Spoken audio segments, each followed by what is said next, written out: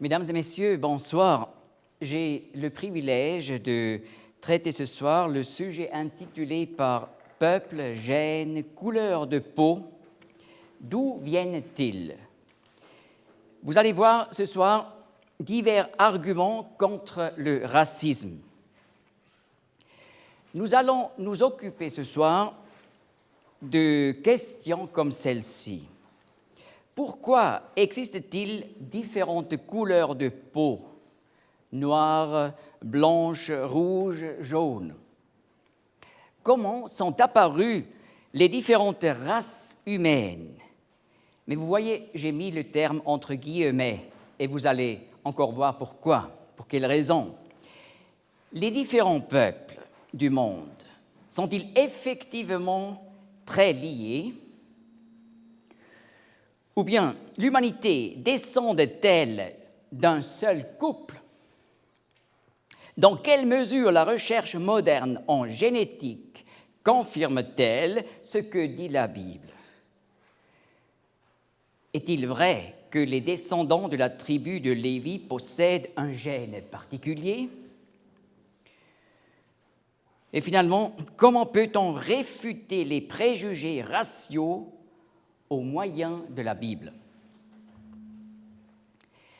Dans une première partie, j'aimerais exposer le lien entre la théorie de l'évolution et le racisme. Vous voyez ici Charles Darwin, 1809 à 1882. C'est le père de la forme moderne de la doctrine d'évolution. Et cela surtout à cause de ces deux livres qu'il a écrits, d'abord en 1859, L'origine des espèces par sélection naturelle, et ensuite 1871, L'origine des hommes. Et voilà, par ces deux livres, Darwin présente l'homme qui, selon cette théorie, s'est développé à partir du règne animal. Et puisque cette théorie était reçue par une majorité, on peut dire, du monde académique au XIXe siècle, à bras ouverts, pour toutes ces personnes, la Bible était dépassée, qui dit, naturellement, tout à fait autre chose sur l'origine de l'homme. Vous voyez, Stephen Jay Gould, c'est un évolutionniste éminent du XXe siècle. Il est décédé en 2002. Et voilà, il a écrit il y a quelques années « Les objections biologiques en faveur du racisme étaient déjà courantes avant 1850, donc avant les livres de Darwin, mais elles augmentèrent énormément après l'acceptation de la théorie de l'évolution. » Voilà, c'est un évolutionniste qui dit cela. Et vous pouvez voir quelques effets de cette théorie sur la pratique. Et je ne prends pas un exemple, exprès non pas un exemple de l'Europe, mais de l'Amérique. Vous voyez, le pygmée Otabenga du Congo fut exposé en 1906 à New York, dans la maison des singes du zoo du Bronx, pour promouvoir la théorie de l'évolution. Je n'ai pas exposé ici une photo parce que je n'ai pas les droits d'auteur, mais vous pouvez voir dans la Wikipédia anglais sous Otabenga et vous allez voir la photo de cet homme au zoo. Bien sûr, pas tout le monde était content de cela. Il y avait aussi des personnes qui critiquaient, comme par exemple le pasteur James A. Gordon, qui était un Américain d'origine africaine. Et il a dit, mais est-ce que vous, les Blancs, vous n'avez pas fait déjà assez de tort vis-à-vis de nous? venant de l'Afrique, que vous devez encore mettre un de notre culture dans vos eaux. Mais ce n'était pas la généralité qui a eu de la compréhension pour ce pasteur, parce qu'on a pu lire encore une défense de ce fait que Otabenga soit aux eaux par le New York Times.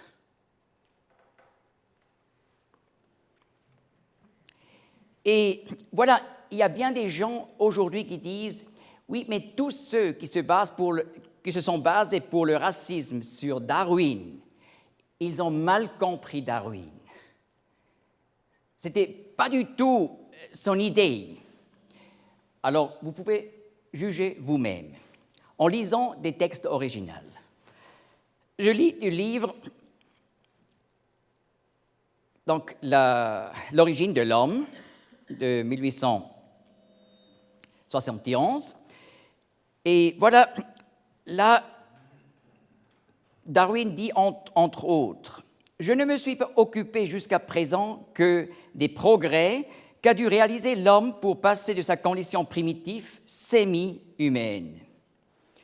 Semi-humaine à un état analogue à celui des sauvages actuels. » Un peu plus loin, « Chez les sauvages, les individus faibles de corps ou d'esprit sont rapidement éliminés, et les survivants se font ordinairement remarquer par leur vigoureux état de santé. Quant à nous, hommes civilisés, nous faisons au contraire tous nos efforts pour arrêter la marche de l'élimination. Nous construisons des hôpitaux pour les idiots, les infirmes et les malades. Nous faisons des lois pour venir en aide aux indigents.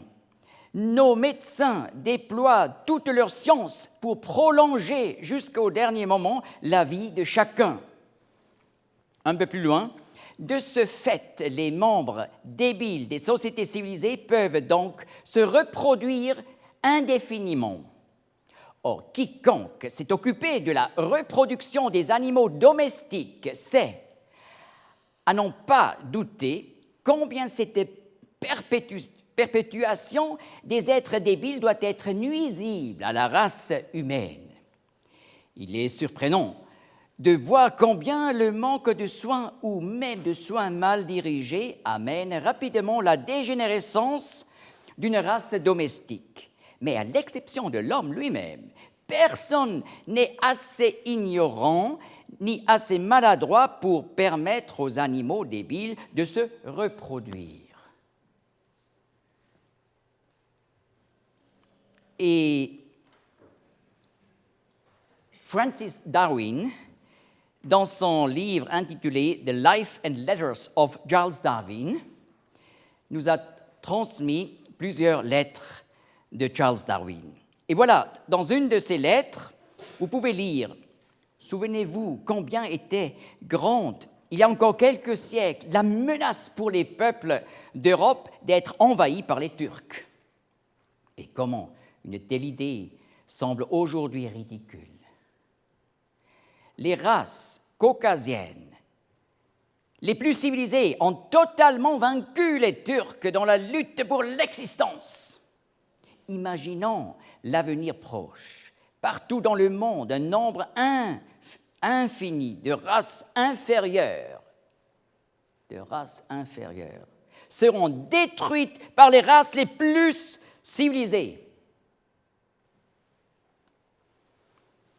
Ou encore, dans un livre de Charles Darwin qui porte le titre « Notebook E ». Alors là, vous pouvez lire « Lorsque deux races humaines se rencontrent, elles se comportent comme deux espèces animales. Ils se battent les uns contre les autres, se mangent les uns les autres, se transmettent les maladies, etc.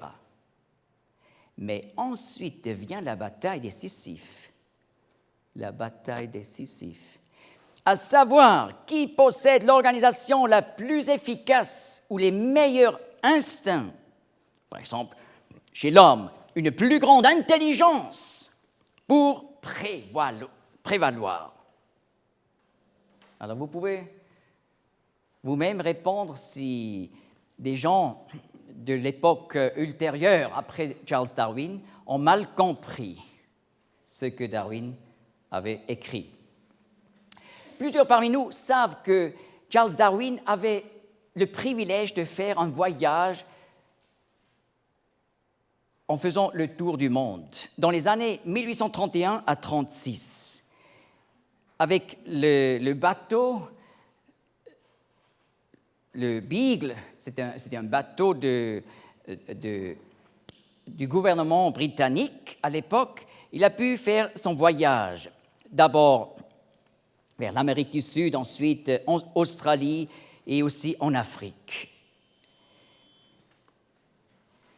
Et entre autres, il a visité donc le sud, la dernière étape sud de l'Amérique du Sud, c'est-à-dire la Terre de Feu.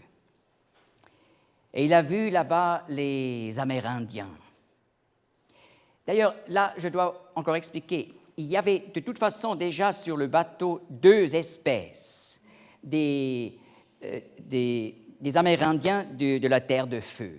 Pourquoi? Parce que déjà, avant ce voyage, deux Amérindiens avaient été amenés en Angleterre.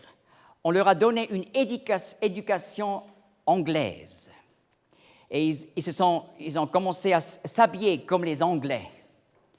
Et ensuite, on a pensé ces deux espèces, n'est-ce pas? Vous voyez, j'utilise les termes de l'époque, auraient dû retourner chez leur peuple pour apporter la culture anglaise. Et voilà, Charles Darwin était avec ces deux Amérindiens sur le bateau, et finalement, on les a laissés sortir à la Terre de Feu, et quelque temps après, ils ont de nouveau mis de côté leurs habits, et ils ont vécu de nouveau comme les autres, et voilà, je ne peux pas dire le nombre, mais bien des Anglais dans la suite étaient convaincus que ces Amérindiens en Terre de Feu sont des demi-hommes ou des demi-singes. D'ailleurs, Darwin a écrit à propos des Indiens de la Terre de Feu, s'ils ne sont pas le chaînon manquant, donc entre le règne animal et l'homme moderne, s'ils ne sont pas le chaînon manquant, en tout cas, ils ne sont pas loin de l'être. Et voilà, dans une lettre qu'il a écrite au professeur Henslow, le 11 avril 1833, il dit « Je ne crois pas qu'aucun spectacle soit plus intéressant que la première vision des hommes dans leur sauvagerie originelle. C'est d'un intérêt qu'on imagine mal tant qu'on ne l'a pas soi-même vécu. Je n'oublierai jamais lorsque nous sommes entrés dans la Good Success Bay, le cri avec lequel une partie des habitants de la Terre de Feu nous accueillirent. Ils étaient assis sur un promontoire entouré d'une sombre forêt des êtres. À voir comment ils agitaient sauvagement leurs bras autour de leur tête avec leurs longs cheveux flottants. Ils ressemblaient à des esprits tourmentés venant d'un autre monde. Et encore, dans une autre lettre, 23 juillet 1834, une lettre à Whitley, Darwin écrit « Je n'ai jamais rien vu de plus surprenant que la première vision d'un sauvage. C'était un homme de la Terre de Feu, nu. Ses longs cheveux flottaient par-ci, par-là. Son visage était enduit de peinture.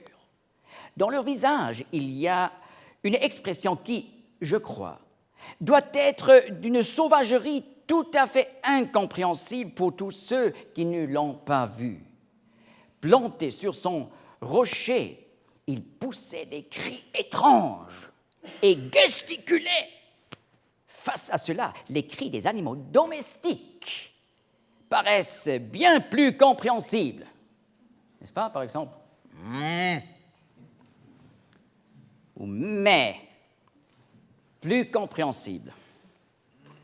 Eh bien, dans ces textes que nous venons de lire ensemble, on a trouvé, par exemple, le terme de la race caucasienne. Il faut que j'explique, au XIXe siècle, on a divisé l'humanité en plusieurs races, comme d'abord la race caucasique, c'est-à-dire la race blanche. Ensuite, négroïde, la race noire ou africaine. 3, mongolique, c'est-à-dire la race asiatique et aussi amérindienne. Et 4, australoïde, c'est-à-dire les aborigènes.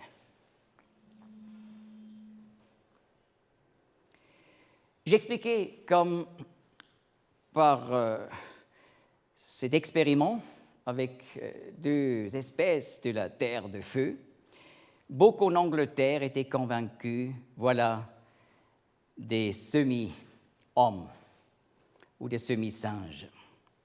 Mais il y avait aussi d'autres Anglais, vous voyez, comme par exemple Thomas Bridges, 1842 à 1898. C'était un missionnaire qui était convaincu que les Indiens de la Terre de Feu étaient des vrais hommes, que Dieu avait tant aimé, comme le monde entier, qu'il a donné son Fils unique afin que quiconque croit en lui ne périsse point, mais qu'il ait la vie éternelle. C'est pour ça qu'il a déménagé de l'Angleterre vers la Terre de Feu. Et voilà, il a d'abord appris à comprendre et à parler la langue de ces Amérindiens, et il a établi un lexique de 30 000 mots. Vous voyez, la moyenne de nous utilise activement à peu près 8 000 mots. Alors il a établi un lexique de 30 000 mots pour finalement traduire la Bible et apporter la bonne nouvelle aux Indiens de la Terre de Feu. Et voilà, une approche tout à fait différente. Mais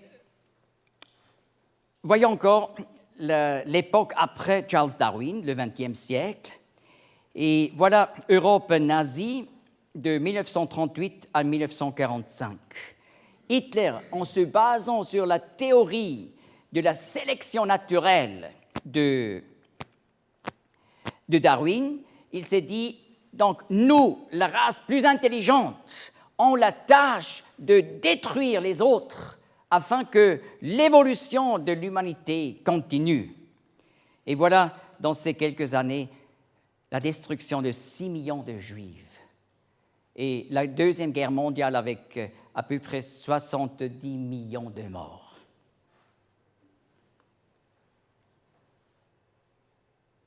Et je peux encore ajouter, déjà, juste avant la Première Guerre mondiale, 1914, où il n'y avait pas encore Hitler au pouvoir, on peut dire que l'élite de l'armée allemande à l'époque était caractérisée par la pensée de la sélection naturelle de Darwin.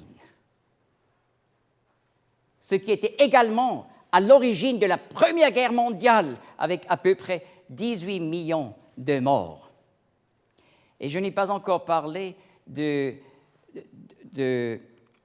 l'Union soviétique qui s'est formée juste après la Première Guerre mondiale. Et voilà, l'Union soviétique et le communisme se basent également sur la doctrine d'évolution de Darwin. C'est pour ça, d'ailleurs, déjà, Karl Marx, son livre « Le Capital », il a voulu dédier à Charles Darwin. Mais Emma était contre, la femme de Charles Darwin, qui souffrait d'ailleurs pendant toute la vie à cause de son mari, parce qu'il avait ses idées. Mais, donc, Darwin avait rejeté cela. Mais Karl Marx avait compris, Charles Darwin, c'est notre homme. pour établir l'idée du communisme et du socialisme, car il nous donne la base scientifique, je dis scientifique en guillemets, pour la bataille des classes, n'est-ce pas? Les masses prolétariens doivent se lever contre les riches pour faire la révolution, et ensuite la révolution permanente, vous voyez, pour finalement établir le paradis sur la terre. Et voilà la sélection naturelle. Le plus fort qui élimine le plus faible, c'est l'idée du communisme. Et la conséquence était des décennies de millions de morts, des dizaines de millions de morts. Aussi sur la base de cette doctrine d'évolution. Mais vous voyez, après 1945, lorsque les cloches sonnaient, printemps 1945, cette guerre terrible, la pire des guerres jusqu'alors, était terminée. Et après, il y avait tout un autre climat en Europe, n'est-ce pas? Un climat d'antiracisme. Les raisons sont multiples. D'abord, il y avait un choc énorme après avoir vu les atrocités des nazis des années précédentes. Mais en même temps, cet antiracisme était utilisé comme moyen de propagande politique de gauche. N'est-ce pas, pour dire, voyez combien terribles et sauvages sont ceux de l'autre côté. Et nous avons une éthique, nous avons un cœur pour les faibles et pour les pauvres. En plus, c'était aussi utilisé dans les décennies qui suivaient pour détourner l'attention des atrocités des communistes en Union soviétique.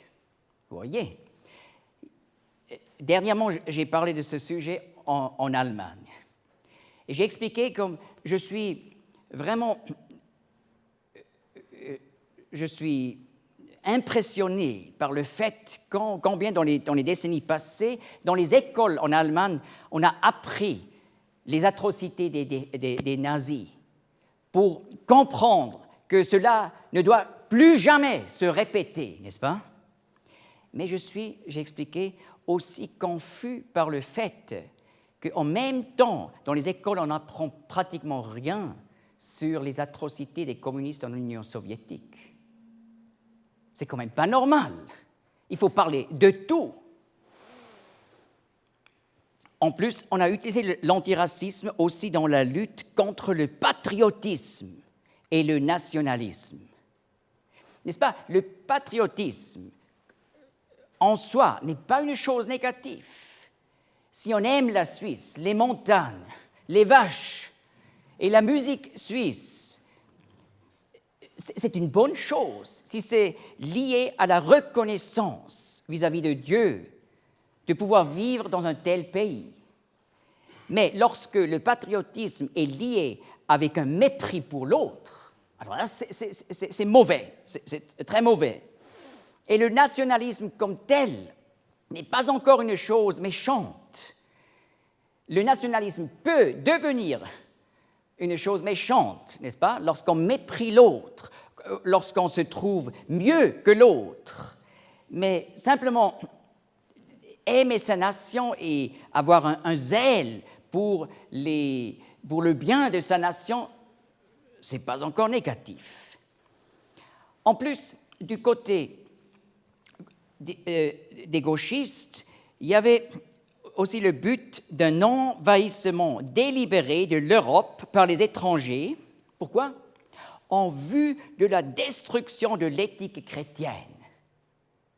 Donc, il y a cette idée d'apporter autant de cultures différentes en Europe pour marginaliser la culture marquée par le christianisme du passé en Europe. En plus, on a utilisé dans les années passées l'antiracisme pour lutter en faveur de l'homosexualité, etc. Mais là, il y a un problème, parce qu'un homosexuel ne fait pas partie d'une race. Donc, si on est convaincu sur la base de convictions éthiques que l'homosexualité ne soit pas juste, on n'est pas un raciste, vous voyez, parce qu'il ne s'agit pas d'une race. Mais on a utilisé ça en lutte, pour cette lutte en faveur de cela. Et voilà ce que je réalise, c'est une incohérence fondamentale. Les mêmes gens qui ont avancé l'antiracisme, en même temps, ont avancé la théorie d'évolution dans les écoles. Et ils luttent actuellement pour défendre qu'on enseigne la création dans les écoles en rapport avec la science. Dans les leçons de religion, aucun problème. Mais ils luttent contre le sujet de la création dans les leçons de science. Mais vous voyez, les mêmes qui sont antiracistes, mais comment ils peuvent se baser et avancer une telle théorie qui était justement la base d'un racisme atroce. Et les mêmes luttent pour l'avortement. Et voyez, dans le mouvement des années 68, on a lutté dans les rues en disant c'est un droit de la femme de pouvoir faire un avortement. Et la conséquence, c'était que les lois ont changé d'abord aux États-Unis, 1973, très peu après en France, en Italie, etc. Et aujourd'hui, l'ONU nous explique qu'on fait chaque année, mondialement, à peu près 40 millions d'avortements. Ce qui veut dire on tue 40 millions de bébés dans le ventre de la mère. C'est devenu l'endroit le plus dangereux du monde. Il faut échapper le plus vite de cet endroit pour pouvoir vivre. Et vous voyez, depuis 68 jusqu'à aujourd'hui, on peut estimer donc le fait qu'on a tué plus qu'1 milliard de bébés dans le ventre de la mère. Mais comment on peut être antiraciste et en même temps être pour et lutter pour l'avortement et lutter contre ceux qui luttent contre l'avortement? Vous voyez, parce que ce que je fais maintenant, ça peut être même dangereux aujourd'hui, en public, de parler de cette manière contre l'avortement. Mais on parle de l'antiracisme. Mais nous avons compris, le racisme existait déjà avant Darwin. C'est ce que Gould dit aussi. Et voilà, déjà chez les anciens Grecs, on trouve ce racisme. Les Grecs se sentaient supérieurs vis-à-vis des autres nations et des autres tribus. Donc, ceux des tribus en Europe et en Asie, ils appelaient barbaroi. Ça vient... barbaroi, en grec, c'est un mot qui imite un peu la manière comment les barbares parlent. N'est-ce pas? Pour eux, c'était barbar. N'est-ce pas? Comme moins compréhensible que les sons des animaux domestiques, vous voyez? Alors, pour eux, les barbares, c'était les primitifs et incultes.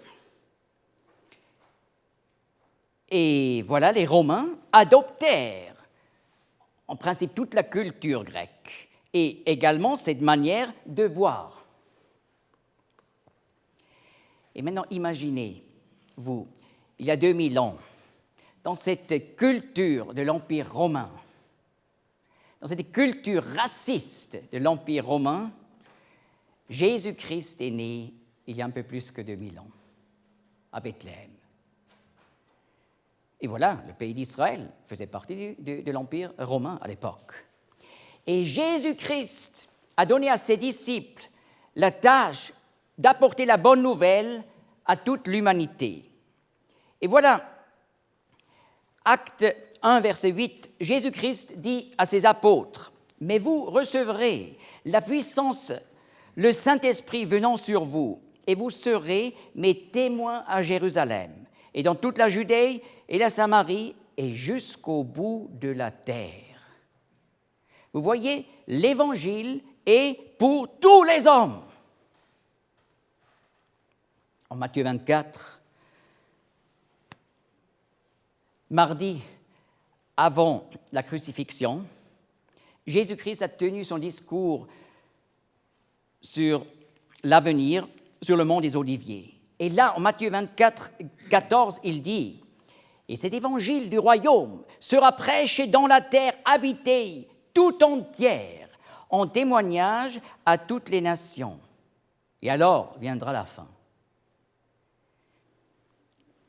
Vous voyez de nouveau, l'évangile est pour tous les hommes. Et Jésus-Christ a dit, cette bonne nouvelle va atteindre effectivement toutes les nations du monde avant qu'il retourne comme juge du monde.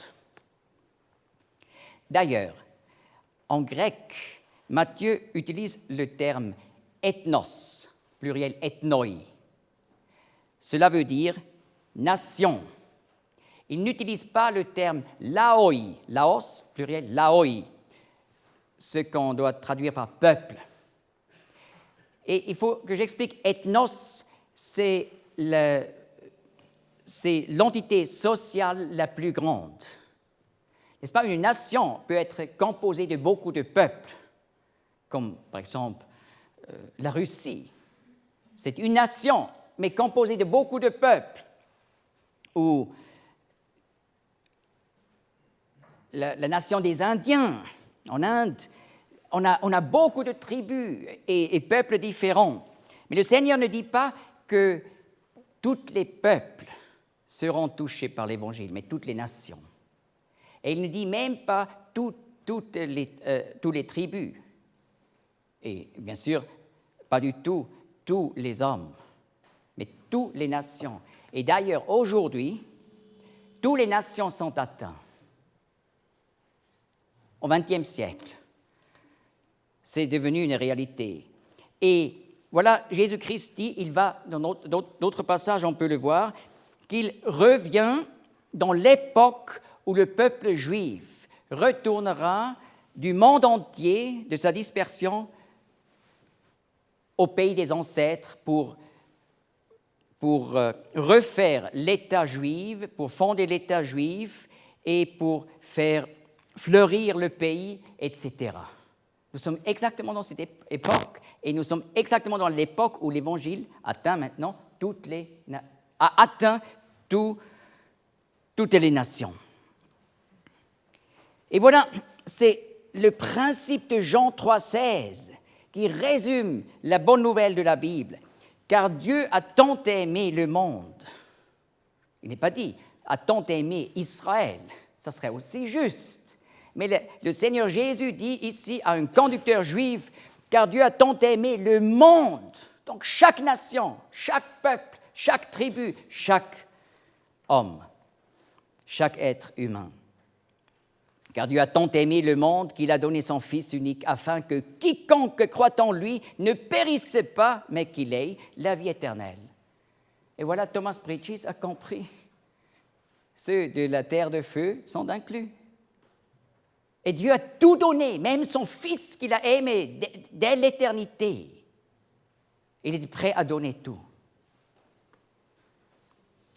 Et voilà, tous ceux qui ont commencé à croire en Jésus-Christ comme le Sauveur envoyé par Dieu, ils étaient rassemblés dans des églises locales, dans les assemblées locales. Et voilà, l'apôtre Paul écrit en Colossiens 3, verset 11. Là, il n'y a pas grec et juif, circoncision et incirconcision, barbare, scythe, esclave, homme libre, mais Christ est tout et en tous. Donc, ce n'est pas important si on a une descendance juive ou pas. Il n'est pas important si on est issu d'une tribu barbare. D'ailleurs, il mentionne particulièrement encore les Scythes. Pourquoi? Parce que c'était un des peuples barbares, les plus barbares de l'époque, qui ont vécu au nord de la mer Noire, donc l'Ukraine actuelle. Il n'est pas important d'où on vient, Christ est tout, et il est actif en tous. L'Évangile supprime les différences, mais ça, il faut voir sur l'arrière-plan raciste de l'Empire romain à l'époque. Voyez le contraste de l'Évangile. Et Jean, l'apôtre, lorsqu'il a reçu la révélation du dernier livre de la Bible, l'Apocalypse, il a été enlevé au ciel. Et là, au ciel, il a vu tous les croyants de l'Église rassemblés dans le ciel sous l'image des 24 anciens qui adorent Jésus-Christ, l'agneau de Dieu. Et je lis en Apocalypse 5, verset 9, « Et ils chantent un cantique nouveau, disant, « Tu es digne, toi, Jésus-Christ, tu es digne de prendre le livre et d'en ouvrir les sceaux, car tu as été immolé et tu as acheté pour Dieu par ton sang de toute tribu et langue et peuple et nation. Et tu les as faits rois et sacrificateurs pour notre Dieu, et ils régneront sur la terre. » Toute tribu. Un jour, on verra que Dieu sauve pas seulement de chaque nation, mais aussi de chaque tribu, des hommes. Et voilà, les hommes de la terre de feu sont inclus. Et quelle dignité!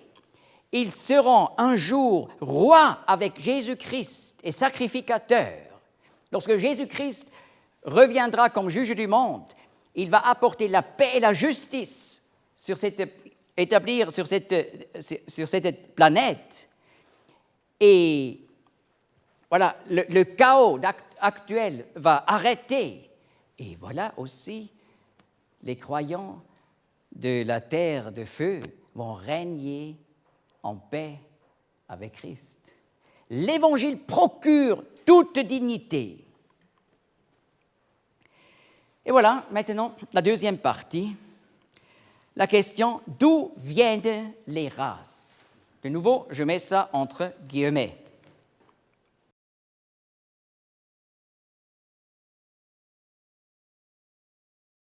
On trouve un code fantastique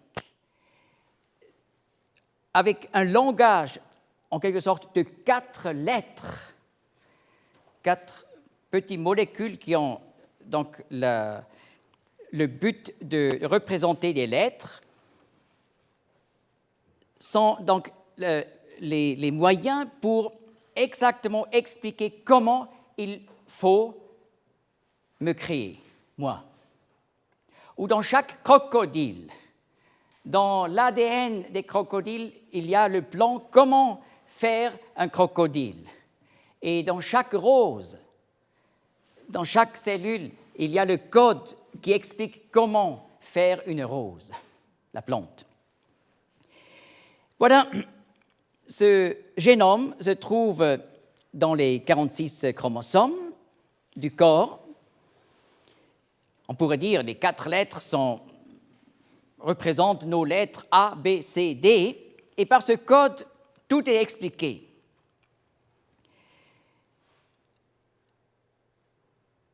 Et voilà, ces lettres sont toujours classées en groupes de 3. Il y a 4 lettres, mais ils sont toujours classés en 3. Ce sont donc les signes de code, avec 3 milliards de lettres. Et voilà, puisque nous ne sommes pas tout à fait la même chose, nous tous, n'est-ce pas? Il doit y avoir quelques différences. Et voilà, il y a des petites différences d'un homme à l'autre, et dans notre code génétique, il y a là une différence de 0,2%. C'est pas beaucoup. Donc, entre un homme de la ville de Berlin et quelqu'un de Lausanne, en moyenne, 0,2% de différence. Mais alors on se dit, mais d'où viennent les couleurs de peau? Eh bien, cela s'explique fondamentalement par la mélanine, c'est-à-dire par une couleur qui est créée dans quelques cellules de la peau, et ceux qui ont beaucoup de mélanine dans leurs cellules de la peau, ils ont une peau noire. Et ceux qui ont très peu de mélanine, voilà, ils ont une peau blanche. On peut parfois presque regarder à travers, vous voyez. Et entre ces deux extrêmes, il y a toutes les gradations de brun. Et d'ailleurs, la couleur de tous les peuples du monde s'explique par la mélanine. Donc, il n'y a pas de différentes couleurs. Et c'est pour ça, quand on parle des rouges, les Amérindiens, vous avez déjà bien regardé, ils ne sont pas rouges. Mais ils ont toutes sortes, toutes variétés de bruns, n'est-ce pas? Et les Chinois, si vous n'avez jamais fait, il faut le faire une fois. Regardez vraiment de près, et vous allez voir, ils ne sont pas jaunes. Donc, il y a toutes sortes de variétés entre ces deux extrêmes, entre noir et vraiment peau blanche. Et d'ailleurs, la mélanine, c'est une chose fantastique, parce que la production est stimulée par les rayonnements UV, ultraviolets. Et en même temps, la mélanine est une protection excessivement bonne contre le cancer de la peau. Et c'est pour ça, si vous regardez une carte du monde, vous voyez que ceux qui sont vraiment bruns ou jusqu'à noirs, ils sont surtout autour de l'équateur. Donc là où il faut cette protection efficace contre le cancer. Et c'est pour ça, dans le passé, beaucoup de gens qui étaient autrefois pas assez bruns ou pas assez noirs sont morts. Donc, c'est effectivement très, très, très, très utile. Mais il y a ce qui est une anomalie. Il y a aussi des albinos qui produisent pas du tout de mélanine. Et ça existe partout dans le monde, aussi par exemple chez les aborigènes. Et vous voyez ici cette fille, on pourrait presque croire que c'est une européenne. Bien sûr, on voit le nez, ce n'est pas tout à fait européen, et non plus les lèvres. Mais autrement, on pourrait facilement penser que c'est une européenne.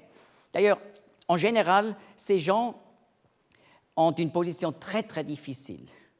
Parce que souvent, dans les tribus, on les considère comme possédés par des démons ou des méchants, etc. Mais c'est simplement le fait qu'il n'y a pas de mélanine dans la peau. Et vous voyez, dans un mariage entre noir et blanc, vous avez, après une génération, vous avez, disons, 3 races différentes, en très peu de temps. Par exemple, un enfant est assez blanc, un autre bien brun, et un autre peut être assez noir. J'ai un ami en Togo.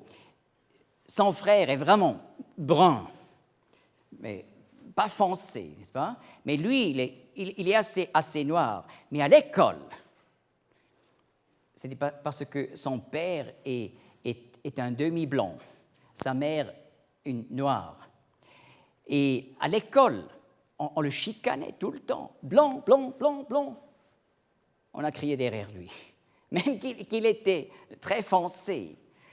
Donc, c'était pas facile pour lui, mais vous avez là l'exemple dans une famille, après une génération, vous avez tout de suite plusieurs races, une à côté de l'autre, parce que ce ne sont pas de grandes différences. Et aujourd'hui, où on a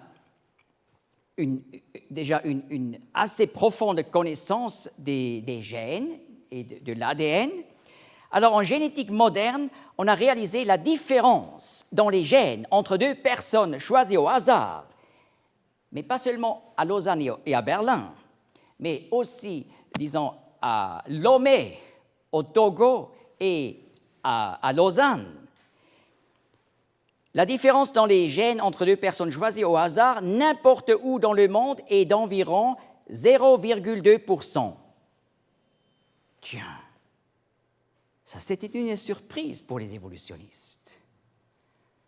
Parce que, encore au XIXe siècle, on a pensé qu'il y a des peuples qui ne sont pas encore vraiment des humains, n'est-ce pas? Et aujourd'hui, on voit qu'il n'y a presque pas de différence. Pourquoi?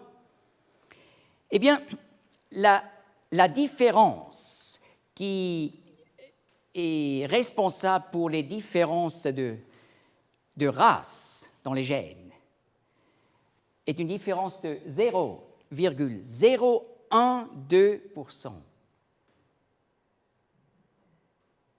C'est presque rien du tout, vous voyez. Et en plus, il y a, n'est-ce pas, entre une personne blanche à Berlin, une personne à Lausanne, il y a beaucoup plus de différences qu'on ne voit pas. Par exemple, si cette personne de Berlin aurait besoin de sang à cause d'une difficulté, alors la personne à Lausanne pourrait donner son sang, et qu'est-ce qui va se passer? Il va mourir, parce qu'il n'a pas le même type.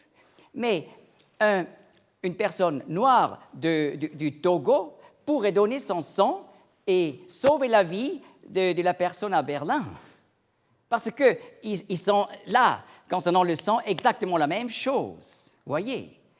Donc, il y a beaucoup plus de différences dans les gènes d'une personne à l'autre que consiste la différence des différentes races. C'est une surprise énorme pour les évolutionnistes. Et aujourd'hui, on peut dire cette différence des races, et je mets ça toujours en guillemets parce que je peux vous dire maintenant ouvertement, je ne parle plus de race, ça n'existe pas. Parce que la différence est minime, pour ne pas dire, elle est banale.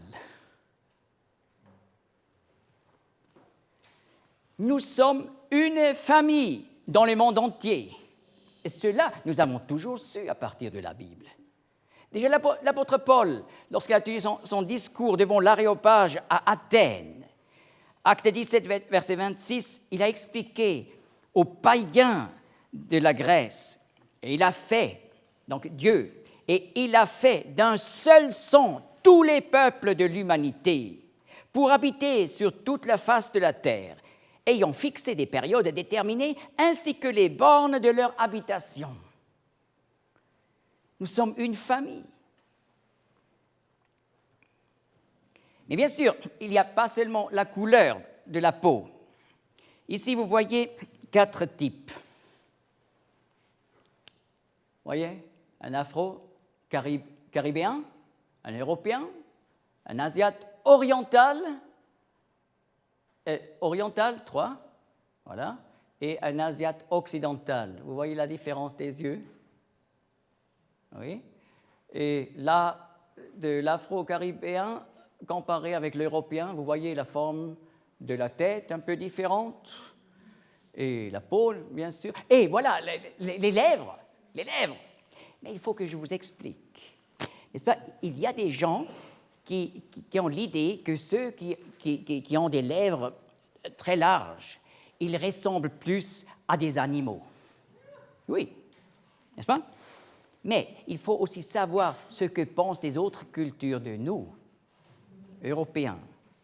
Parce que là, on pense que les Européens sont plus proches par l'extérieur du chimpanzé à cause de leurs lèvres qui ne sont pas larges. Alors ça les fait penser plus à un singe en voyant les Européens.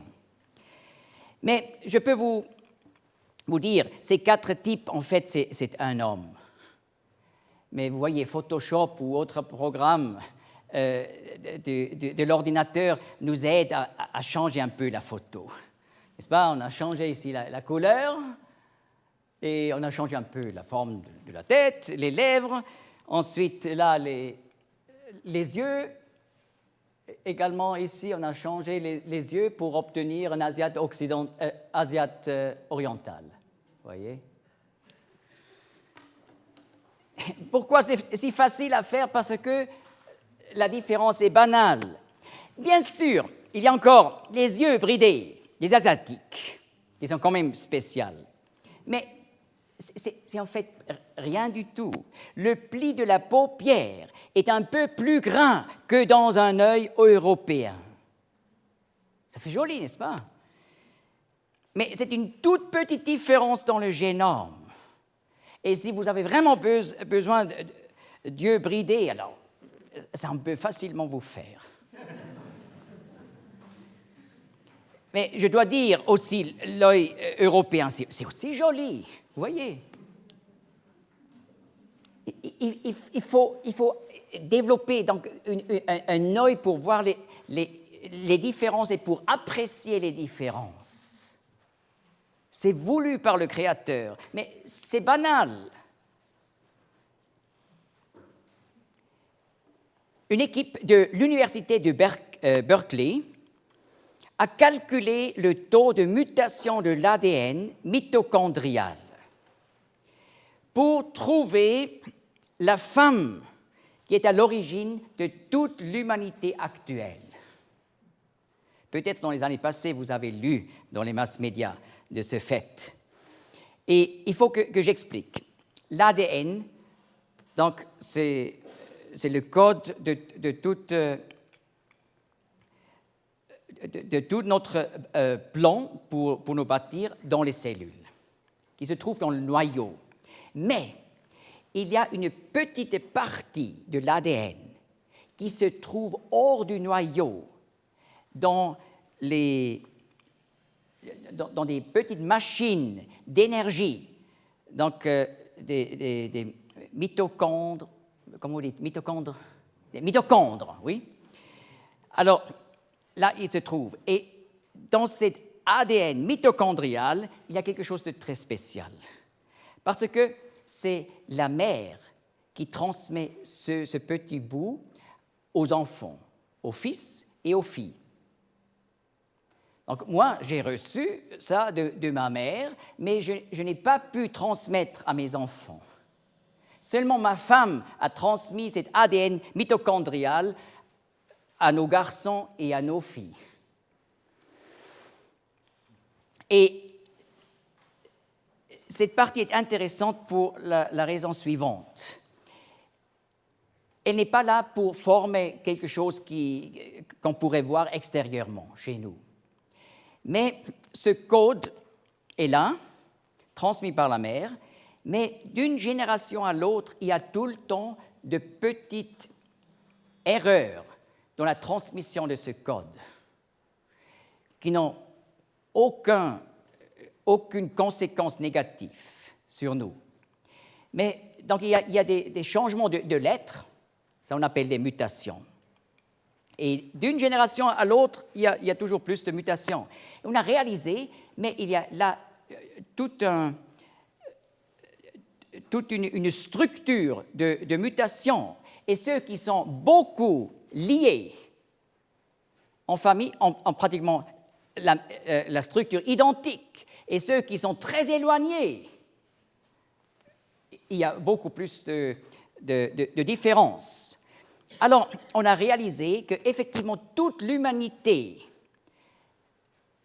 on peut retracer à une femme qui est à l'origine. Et ces gens de l'université de Berkeley voulaient donc calculer à quelle époque a vécu cette Ève, en guillemets, Ève mitochondriale.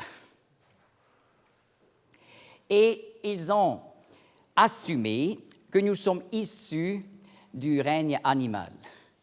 Et ils ont calculé donc combien de temps il faut pour produire des différences depuis le chimpanzé jusqu'à aujourd'hui.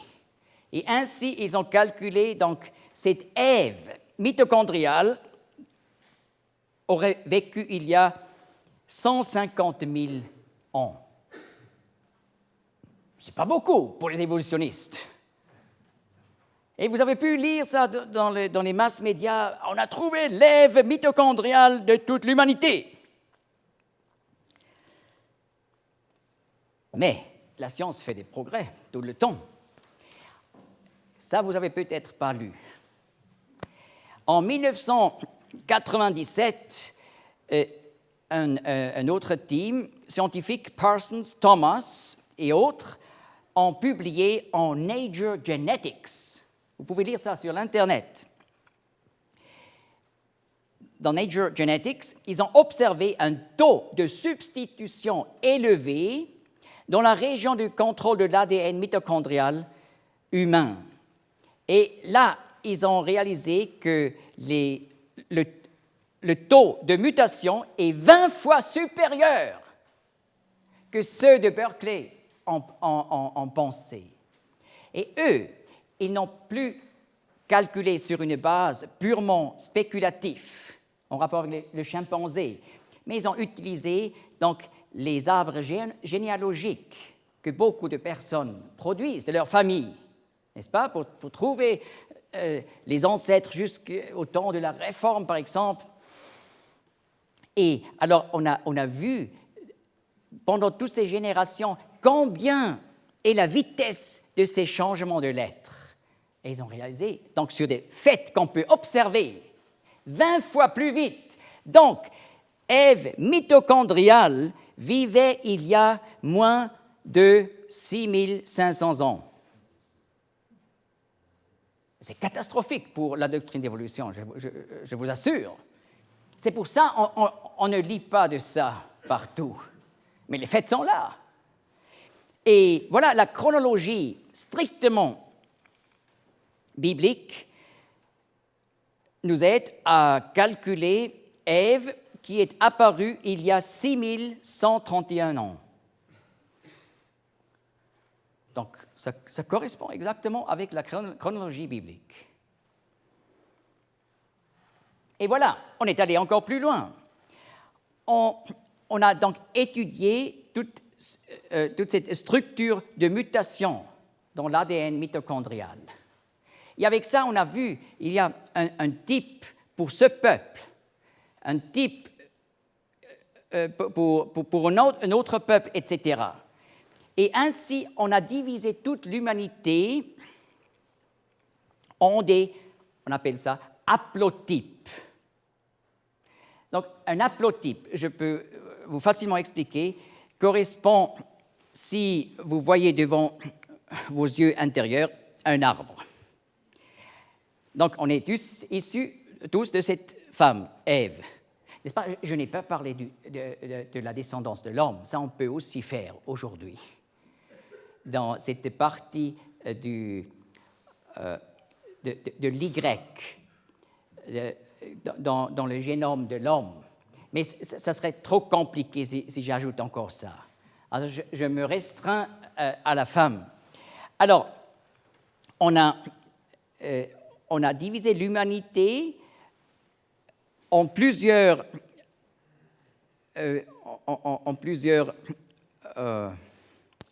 lorsque l'arbre forme des branches, n'est-ce pas?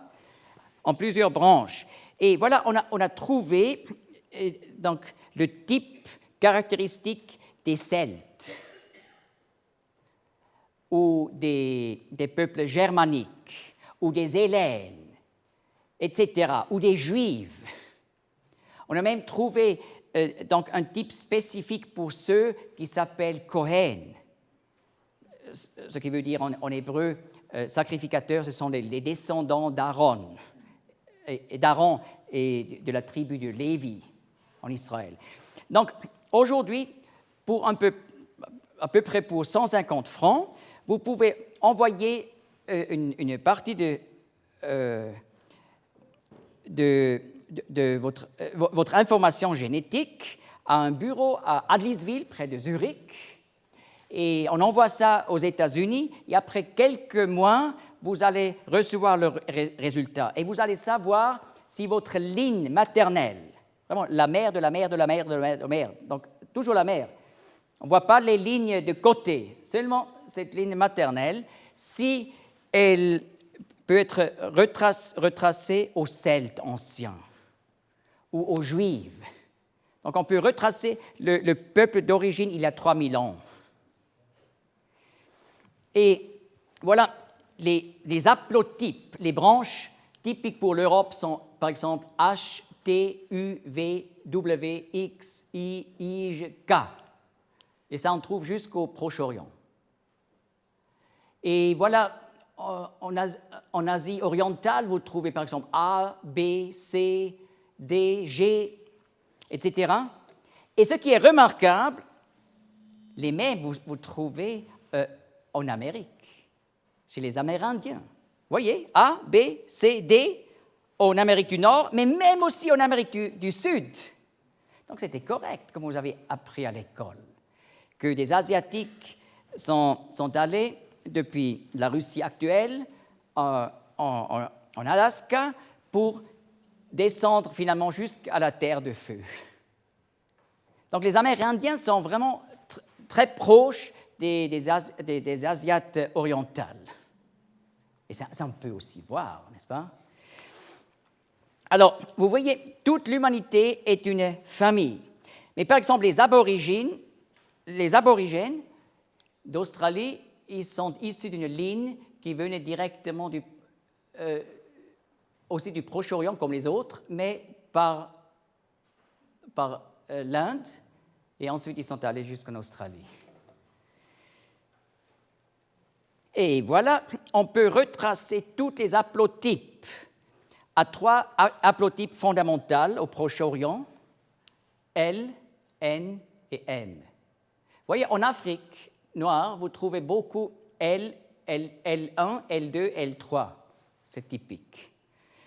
Et alors, on peut retracer toute l'humanité à ces 3 haplotypes. Donc, la femme de Cam, qui est à travers de Cush le père de l'Afrique noire, et la femme de Cam avait l'haplotype L. Et il restait encore les autres femmes de Sem et de Japheth, alors N et M. Donc on peut retracer l'humanité à 3 femmes d'abord, et on peut retracer à une femme d'origine il y a environ 6000 ans. C'est fantastique. On est une famille. Et voilà, issue du Proche-Orient. C'est la manière la plus évidente pour expliquer l'origine de toute l'humanité, des 5 continents. Oui, bien sûr, là, quelqu'un aurait peut-être un problème en disant « Oui, mais le déluge, selon la Bible, était au 3e millénaire avant Jésus-Christ. » Alors, ça veut dire il y a 4500 ans environ. Mais comment, depuis 8 personnes qui ont survécu le déluge, Noé, sa femme, les 3 fils et leurs femmes, depuis 8 personnes, comment on peut arriver à 7 milliards comme aujourd'hui? Eh bien, il faut faire un peu de la statistique. Le taux de croissance annuel en 1960 était de 1,9%. Aujourd'hui, c'est plus bas. Donc, cette vitesse amène donc une croissance de 8 personnes à 7 milliards de personnes en 1490 ans. Donc, ce n'est pas du tout difficile, vous voyez? Donc, le taux de croissance annuel en moyenne depuis le déluge était plus bas que ce taux de croissance en 1960. Et alors, les 4500 ans, c'est quelque chose qui est absolument normal et naturel. Mais maintenant, on a un problème. Si l'homme vraiment moderne, Homo sapiens, existait déjà il y a 40 000 ans, la population mondiale aurait pu atteindre les 7 milliards déjà, par exemple, il y a 35 000 ans. Et là, je ne parle pas de l'époque des hommes de caverne, qu'on remonte jusqu'à 2 millions d'années, vous voyez? Je parle seulement des 40 000, vraiment de l'homme moderne. Eh bien, on a justement un problème. Pourquoi il n'y a jamais eu cette explosion de la population déjà longtemps dans le passé de l'histoire, mais seulement maintenant?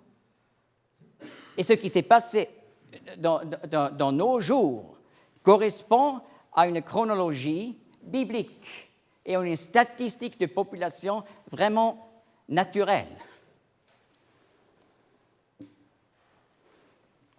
Vous voyez, en Genèse 7, verset 7, nous lisons « Et Noé entra dans l'arche, et ses fils et sa femme, et les femmes de ses fils avec lui, à cause des eaux du déluge. » Et selon une chronologie stricte de la Bible, c'était à l'an 2463 avant Jésus-Christ.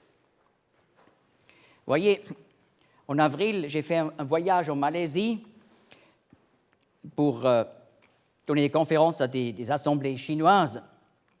Et j'ai passé devant l'Ararat en Turquie.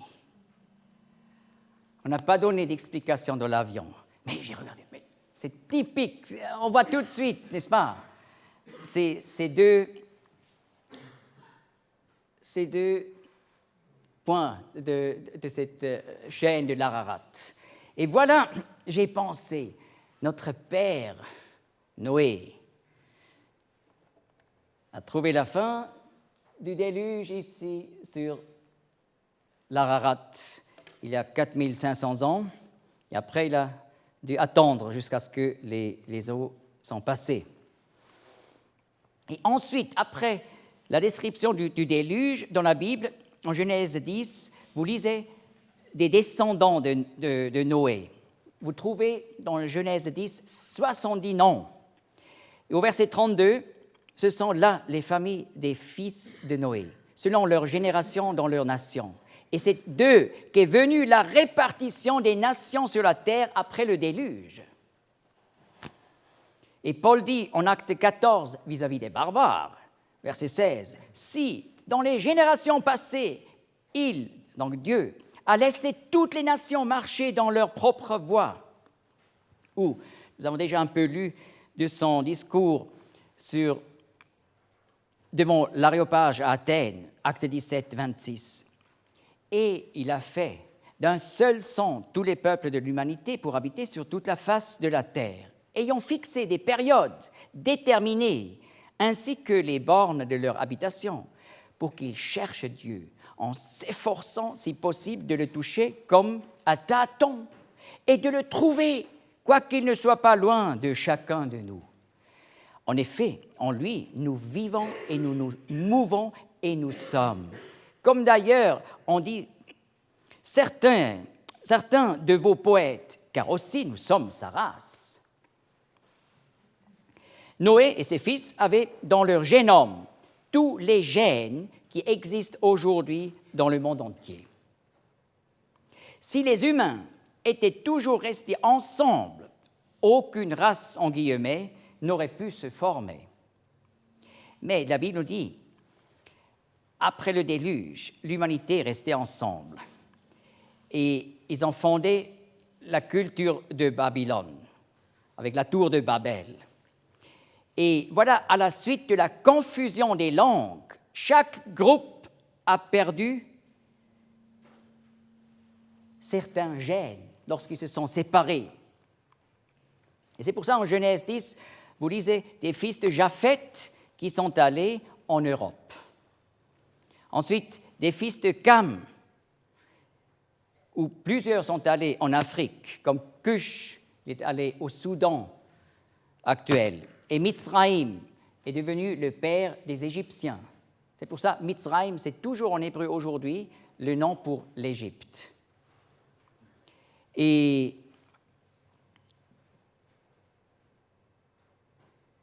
voilà, en Genèse 10, les fils de Sem, Élam, c'est un peuple en Iran actuel, Assur, un peuple au nord de l'Irak, et à la fin, Aram, c'est le père des Syriens, des Araméens en Syrie.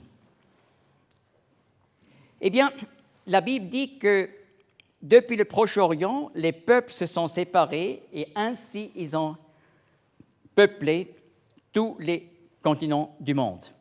C'est exactement ce qui ressort des gènes aujourd'hui.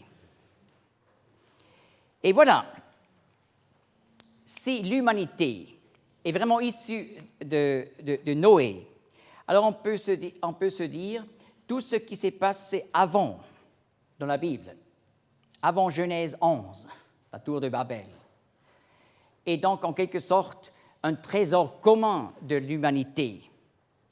N'est-ce pas ce qu'on trouve dans Genèse 1 et 2, la création, ensuite la chute, le péché, Genèse 3, le déluge, Genèse 6 à 9, construction d'une tour, confusion des langues et dispersion, Genèse 10 à 11.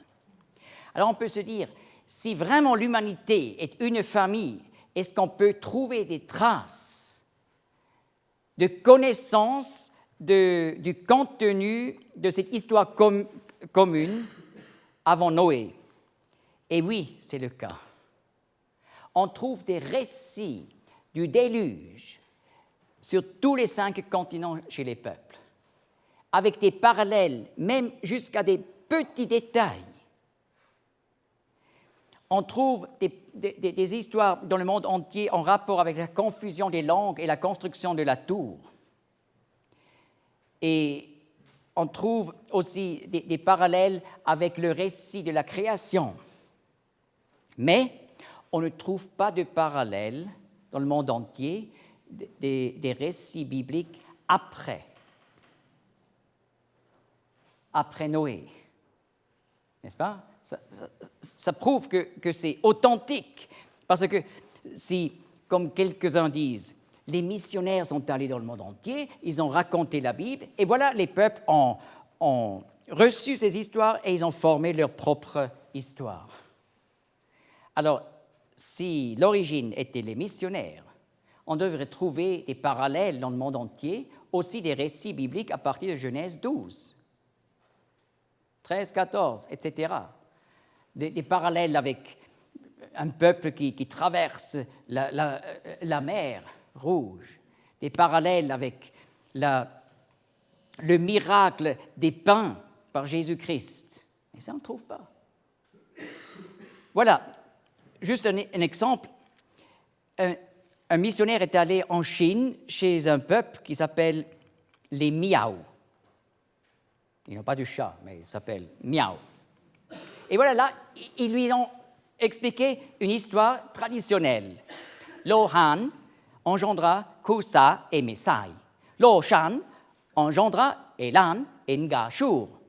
Leurs descendants devinrent des tribus et des peuples. Leurs descendants fondèrent des colonies et des villes. Leurs chants se composaient des mêmes mélodies et de la même musique. Leur langage se composait des mêmes mots et de la même langue. Alors ils dirent, construisons une très grande ville, construisons une très haute tour, jusqu'au ciel.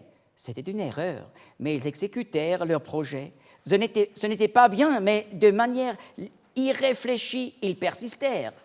Alors Dieu les frappa et changea leur langue et leur accent. Descendant en colère, il embrouilla les temps et les voix. Ce que disait l'un n'avait aucun sens pour celui qui l'écoutait. Il parlait avec des mots, mais il ne pouvait pas le comprendre. Ainsi, la ville qu'il construisait ne fut jamais terminée. La tour qu'il faisait est encore inachevée. Dans le désespoir, ils se séparent et se répartissent sous tout le ciel. Ils se séparent les uns des autres et dispersent dans le monde. Ils vont aux 6 coins et parlent les 6 langues. Mais c'est frappant, c'est parallèle. Mais je peux vous montrer encore beaucoup d'autres histoires avec de tels parallèles. Et voilà, par exemple, encore un exemple de Birmanie et Thaïlande, les Karen. J'ai visité récemment un village de Karen en Thaïlande, lorsque j'ai donné des cours bibliques en Thaïlande. Et voilà, des générations passées, ils ont transmis des chants de contenu qui correspond à la Bible. Par exemple, Iva créa le monde au commencement. Il pourvut à la nourriture. Il désigna le fruit du jugement. Il donna des ordres précis. Mu Kaoli trompa 2 personnes. Il leur fit manger le fruit de l'arbre du jugement. Ils n'obéirent point, ils ne crurent point Iva. Quand ils mangèrent le fruit du jugement, ils se mirent sous le joug de la maladie, de la vieillesse et de la mort. C'est frappant. Mais les Karen n'ont pas de parallèle pour les autres histoires de la Bible à partir de Genèse 12. Mais avec les chapitres avant. Encore un point, j'aimerais ajouter, il n'y a pas de langue primitive. La linguistique moderne, actuelle, peut dire cela, ce que Darwin ne savait pas encore. Mais aujourd'hui, où on connaît tant de langues des indigènes du monde entier, on peut dire, voici, il n'existe aucune langue primitive. Mais en plus, il n'existe aucun rapport entre le niveau culturel d'une communauté linguistique et la complexité de son langage. Tiens. Et voilà, les langues des indigènes sont souvent bien plus complexes que les langues européennes. C'est une chose intéressante.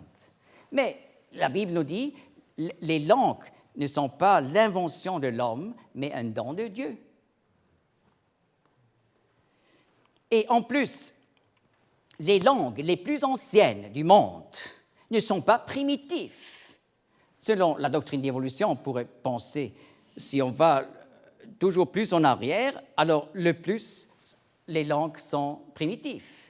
Mais les langues les plus anciennes du monde ne sont pas primitives, mais extrêmement complexes, comme le sumérien, ancien babylonien.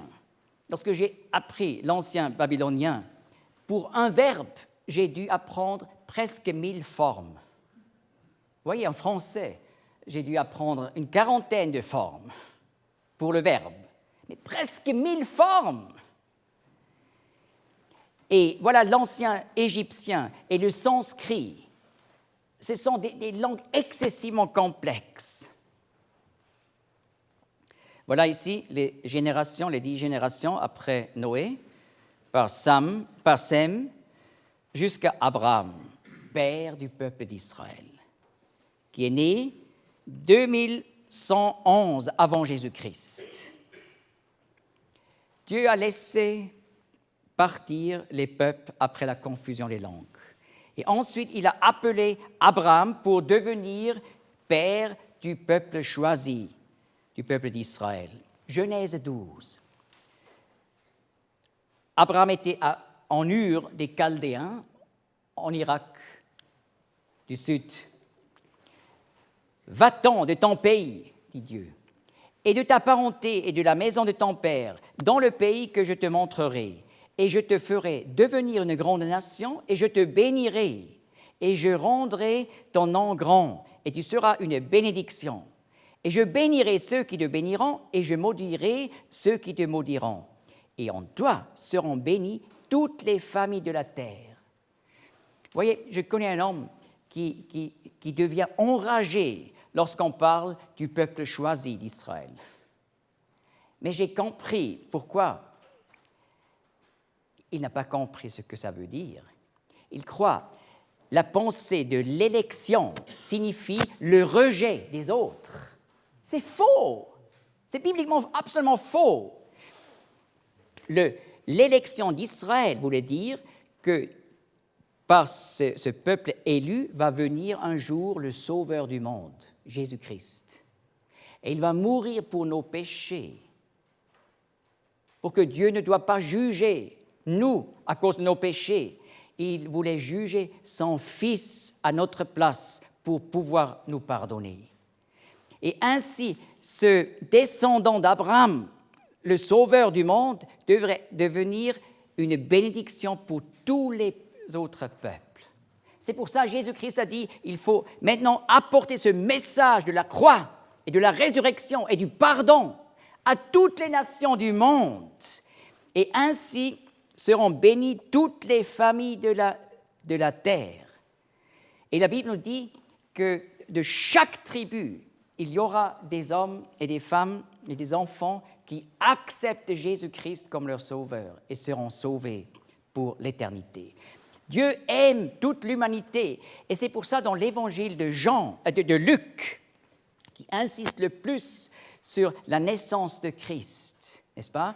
Qui insiste le plus sur le fait que Jésus-Christ est devenu un vrai homme. Là, vous trouvez la généalogie de Marie à travers d'Élie, qui était le père de Marie. N'est-ce pas? La généalogie royale de Joseph, vous trouvez en Matthieu 1. Mais en Luc 3, vous avez les générations depuis Marie, la mère de Jésus-Christ. Et voilà, cette généalogie va pas seulement jusqu'à David, et non pas seulement jusqu'à Abraham ou jusqu'à Noé, mais jusqu'à Adam, pour nous expliquer que Jésus-Christ fait partie de notre famille. Il est devenu un vrai homme. Et pourquoi? Parce que Dieu ne peut pas mourir. Dieu est juste, il devrait nous juger, mais Dieu est amour, c'est pour ça qu'il ne veut pas nous juger. Il y a une possibilité pour nous pardonner, c'est qu'un quelqu'un d'autre qui est parfait meurt à notre place. Ainsi Dieu est juste et en même temps amour, parce qu'il nous pardonne. Et voilà, Jésus-Christ, dans sa déité, ne pouvait pas mourir. Il a dû devenir un vrai homme, mais sans péché. Et ainsi, il est mort pour nous. Et voilà, je finis par Jean 3, 16. « Car Dieu a tant aimé le monde qu'il a donné son Fils unique, afin que quiconque croit en lui ne périsse pas, mais qu'il ait la vie éternelle. » Donc Dieu aime tous les haplogroupes. Voyez? Tous les peuples, toutes les nations et tous les êtres humains. Il ne veut pas que nous soyons jugés en éternité, mais le salut ne se fait pas automatiquement. C'est pour ça le Seigneur dit, il a donné son Fils unique afin que quiconque croit en lui ne périsse pas, mais qu'il ait la vie éternelle. Dieu nous appelle, mais il faut répondre à cet appel et venir et confesser les péchés personnels dans la prière à Jésus-Christ, dans la prière personnelle, et remercier Dieu que Jésus-Christ a pris sur lui-même le jugement qui aurait été notre part en éternité. Et ainsi, si nous croyons en le Fils de Dieu, Dieu nous pardonne tout et nous donne la vie éternelle comme un don présent qu'il est pas qu'il aura, qu'il ait la vie éternelle. Acte 17, verset 30. Dieu, donc, ayant passé par-dessus les temps de l'ignorance, ordonne maintenant aux hommes que tous, en tout lieu, ils se répandent. Mais ça, il faut faire. Ça ne va pas automatiquement.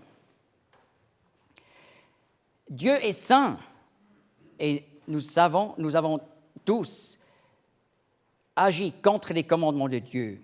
Et voilà, nos péchés font donc une séparation avec Dieu.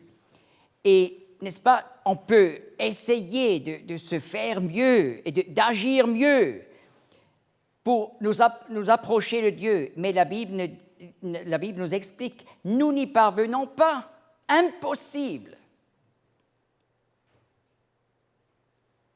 Et parce que nous ne pouvons pas aller vers Dieu, Jésus-Christ est venu d'en haut. Il est le pont.